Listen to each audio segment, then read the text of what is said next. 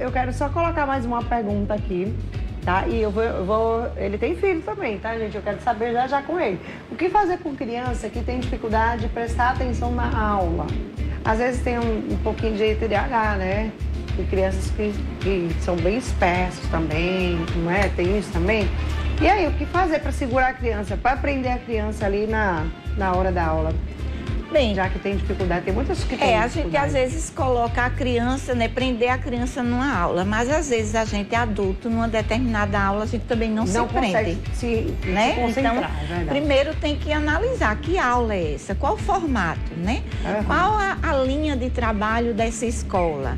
Porque hoje as crianças, elas não se envolvem mais muito facilmente, né? Elas precisam de algo motivador, elas precisam de algo que atrai a atenção delas. Então, precisa ser algo assim, do mão na massa, do brincar, né? De estar ali presente, participando juntamente com as crianças. Se for aquilo meramente, né, só do blá, blá, blá, né? A criança sentada e só escutando, não tem quem aguente. Tem que ser algo mais ilustrativo, eu acho, né? Que tem que ser uma coisa mais lúdica, principalmente criança pequena. Você tem que trabalhar o lúdico para que ela possa vir a gostar, né? Gostar do que está fazendo, de estar estudando, de estar na sala de aula, de estar ali junto com os outros amiguinhos. Elas vão prestar muito mais atenção, com certeza, né? É igual uma peça de teatro.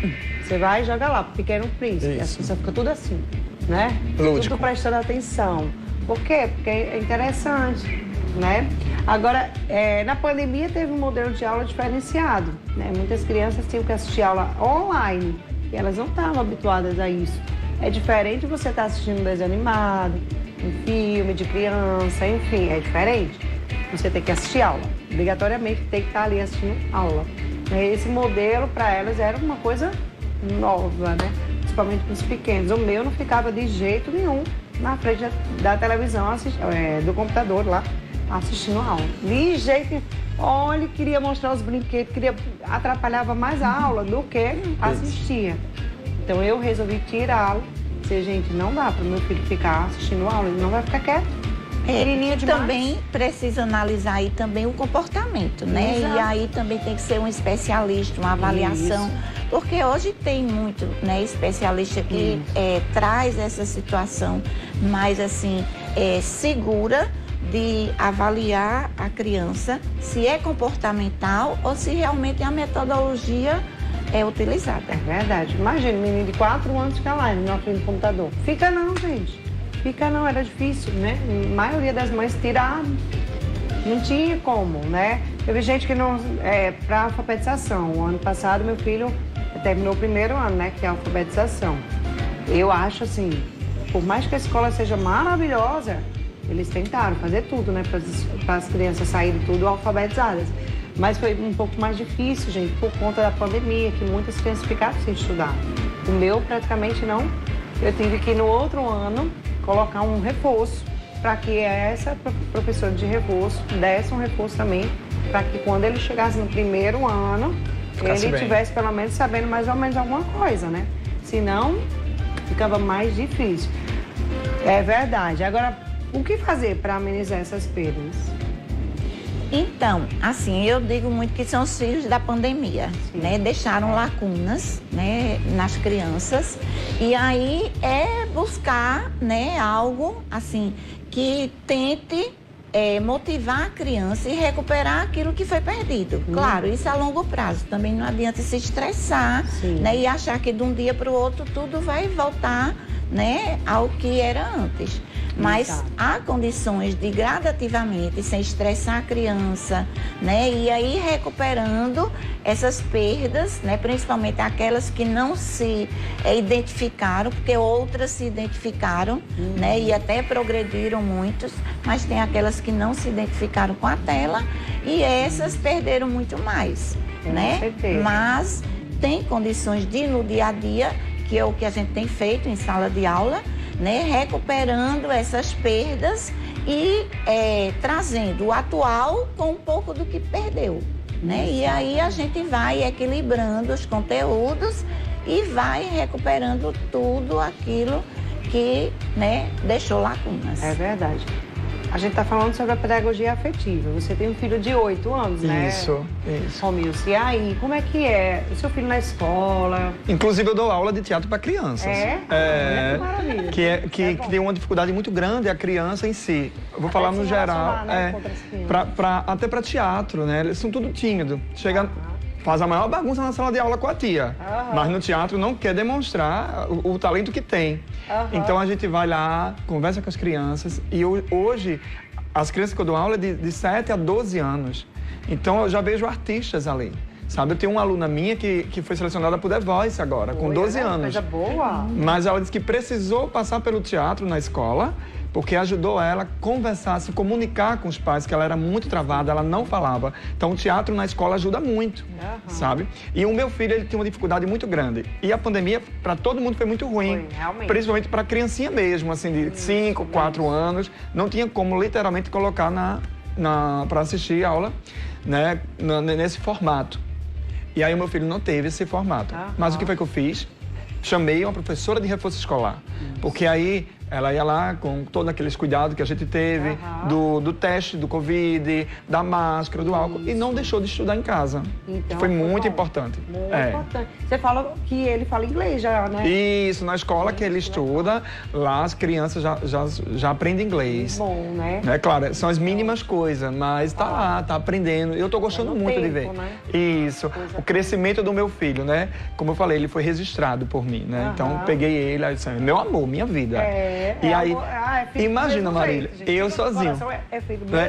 Eu sozinho em casa, disse, como é que eu vou criar essa criança agora? Eu olhava pra criança, olhava pra mim, já sei, botar pra dormir, eu ia no YouTube. Vamos botar pra dormir. Botar pra dormir. Aí eu ligava o secador, porque o secador lembrava a zoada do útero, o barulhinho do útero. E aí, rapaz, olha tudo isso, aí dormia. A mesma coisa era o liquidificador. Então a minha criança, ela cresceu comigo, literalmente, sabe? Ele só dorme... Peraí, agora eu tô curiosa, o liquidificador tem som? A mesma zoada, o mesmo som, Eu acho que eu não ia dormir não, quando eu era ligado, né? Aí eu ligava um pouquinho, daqui a pouco ele cochilava, dormia rapidinho. E não é mito, é verdade, porque meu filho literalmente dormia.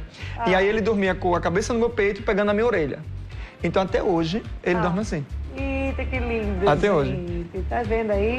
E aí tá tendo um crescimento maravilhoso. A gente tem a Alexa no quarto, né? Então, às vezes, quando tá bem difícil de dormir, vamos botar um somzinho de floresta. O que é que tu quer? Som de floresta? Bora. Aí coloca som de floresta ou de chuva. Chuva é o melhor. Coloca, calma. Menina, calma. No instante dorme, minha gente. É rápido demais. Isso é ótimo, Eu também boto sons de chuva. Pra quem dorme no barulho. Eu não durmo no barulho, então eu só durmo no silêncio. Se tiver barulho e luz, pronto, me acaba.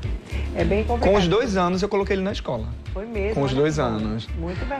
Mas eu fiz questão dele ficar um pouco na escola, sabe, ainda. Sim. Crescer naquele jardim 1, jardim 2, né, que é da nossa época, né? E aí foi crescendo na escola, aí na pandemia teve que parar 2 anos. Maravilha. Mas aí voltou novamente agora. Tudo certo. Mas você botou uma pessoa para dar aula? Sim. Exatamente. Importante, porque foi alfabetizando seu filho e tudo mais. Isso. Foi importante isso. Eu tenho que voltar, eu quero botar outra pessoa para ficar lá no pé do meu filho de novo. Porque quanto mais, né, ele aprender, melhor, gente. Quanto mais, melhor. Porque assim, ele agora tá bem interessado. Aí eu cheguei e fiz um acordo com ele. Ele fez, mãe, eu quero gravar vídeo. Ele agora tá com a história de gravar vídeo. Né? Ótimo. Ele é todo, né, o Caio.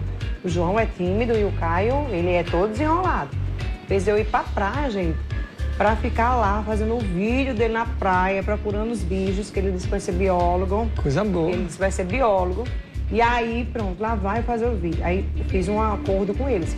Olha, filho, é o seguinte, você tem que ficar na escola já, prestando atenção na aula, para você poder aprender rápido a ler e escrever. Como é que você vai fazer os vídeos?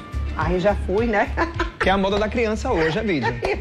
Mas tu vai ler os negócios lá quando for para fazer os vídeos? Aí ele, né, mãe?